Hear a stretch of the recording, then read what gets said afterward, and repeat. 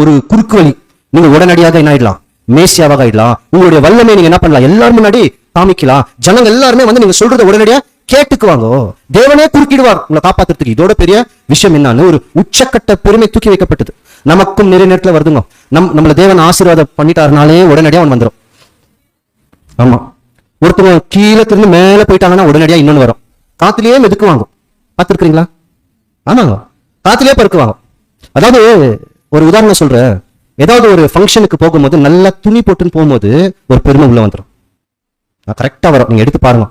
அப்பதான் கொஞ்சம் வேறுபடுத்துற மாதிரியும் கொஞ்சம் நம்ம நல்லா இருக்கிறோன்ற ஒரு சின்ன பெருமை உள்ள வரும். அல்லது நல்லா சத்தியத்தில் வளர்ந்தா அது ஒரு விதமான பெருமை.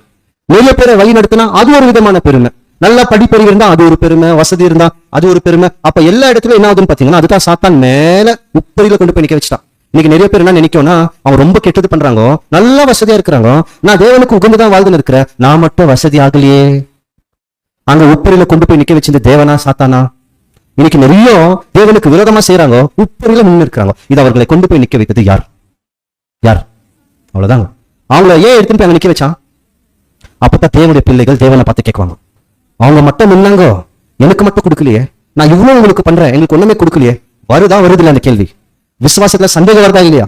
போவோம், எவ்வளவுதான் நல்லது பண்ணாலும் நம்ம இப்படிதான் இருக்கிறோம், கெட்டது பண்றவங்களா அவ்வளவு மேல இருக்கிறாங்க. ஆரோனை இஸ்ரேல் மக்களை வனாந்திரத்துல இவங்களை வழி நடத்தி கானான் தேசத்துக்குள்ள கொண்டு போறாரு. அப்ப தேவன் இஸ்ரேல் மக்கள் வந்து ஒரு கூட்டத்தார பிரிச்சாரா, லேவி கோத்திரம் ஆரோனை. அவங்களுக்கு என்ன சொன்னாருன்னா, நீங்க போங்க அந்த தேசத்துக்கு, உங்களுக்கு சொத்தை இல்லைன்ட்டாரு. ஆனா எல்லா இடத்துல கொஞ்சம் கொஞ்சம் கொடுத்தாரு, நிலத்தை கொடுத்தாரு. ஆனா எல்லா கோத்திரத்துக்கு கொடுத்த மாதிரி ஒரு பக்கத்துல லேவி கோத்திரத்துக்கு இடத்தை ஒதுக்கவே இல்லை. ஆனா இந்த ஜனங்க தான் தேவனுக்கு தன் வாழ்க்கையை அர்ப்பணிச்சாங்க, ஒன்னும் கொடுக்கல. என்ன சொல்லிட்டாரு? நமக்கு எல்லாருக்குமே தெரியும், நான் தான் உன் சொத்துன்னு. இன்னைக்கு நம்மளுக்கு மேல எடுத்துன்னு நிக்க வைக்கல, நம்ம என்ன புரிஞ்சுக்கணும்? தேவனே எனக்கு சொத்தா இருக்கும் போது இந்த உப்பரி எதற்கு?